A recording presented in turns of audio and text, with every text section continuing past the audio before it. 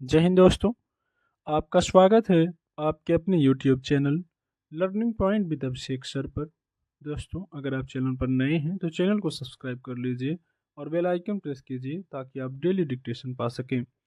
Dictation अच्छी लगे तो वीडियो को लाइक कर दीजिए, अपने दोस्तों को शेयर कर दीजिए और कमेंट करके हमें बताइए कि आपको ये डिक्टेशन कैसा लगा। दोस्तों, अब से आप लोगों को लीगल मैटर प्रोवाइड किया जा रहा है। तो हमने कहा था कि आपको पटना सिविल कोर्ट के लीगल मैटर आपको मिल जाएगा। तो आपको ये पेड मेंबरशिप पर उपलब्ध होगा या फिर आप हमें व्हाट्सएप या टेलीग्राम पर मैसेज करके आप बता सकते हैं। तो आपका ये नंबर है 7376422797। अगर आप लीगल मैटर लिखना चाहते हैं तो हम इस नंबर पर संपर्क कर सकते हैं। 199 का आपका पेड बैच है ये, और मेंबरशिप पर भी 199 अगर आप पेड करेंगे तो वहाँ पे आपको देखने को मिल जाएगा। ठीक है, आइए स्टार्ट करते हैं डिक्टेशन।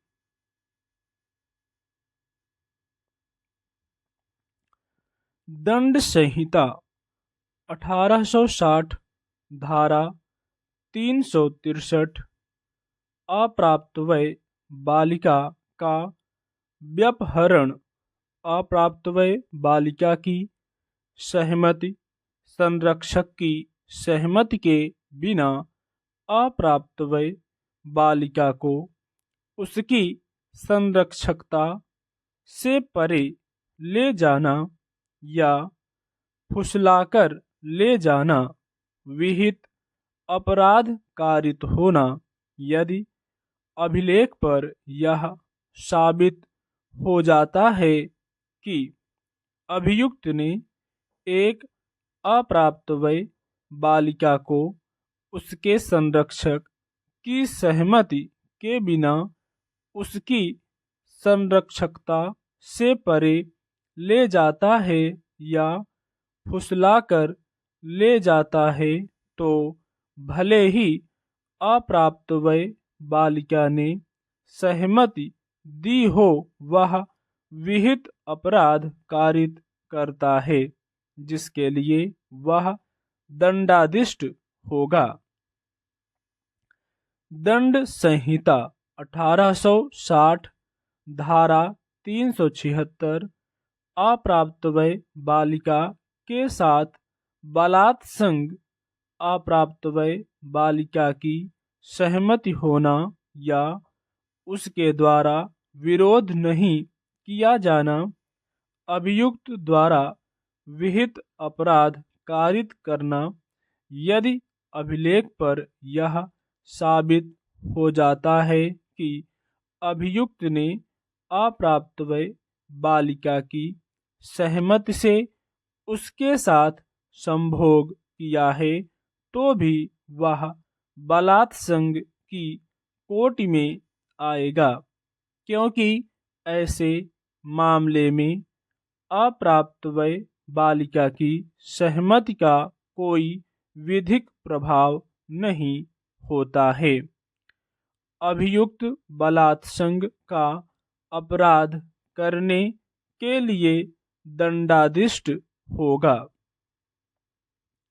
वर्तमान मामले में शिकायतकर्ता पिता ने यह शिकायत दर्ज कराई थी कि तारीख 3 मार्च 2010 को रात्रि का भोजन करने के पश्चात वह अपने कुटुंब के साथ, जिसमें पीड़ित सम्मिलित है, अपने घर में सो रहा था।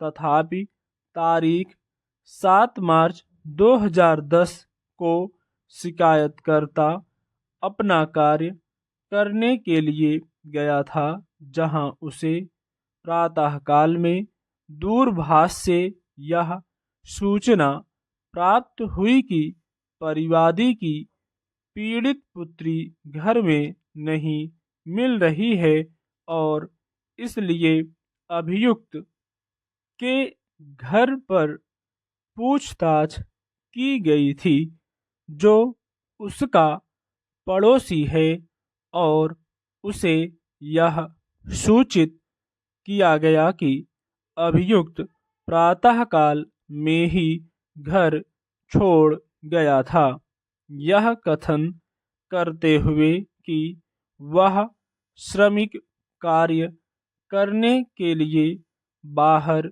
जा रहा है।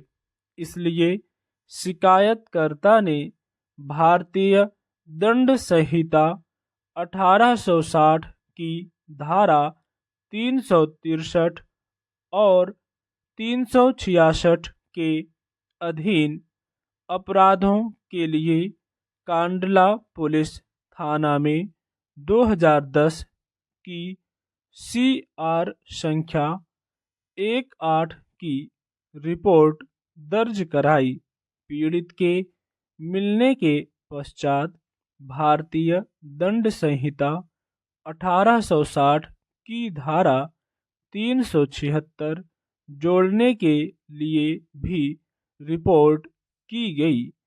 अन्वेषण समाप्ति के पश्चात अभिकथित अपराधों के लिए आरोप पत्र फाइल किया गया और क्योंकि अपराध सेशन न्यायालय द्वारा विचारणीय थे, इसलिए इसे सेशन न्यायालय को सुपुर्द कर दिया गया।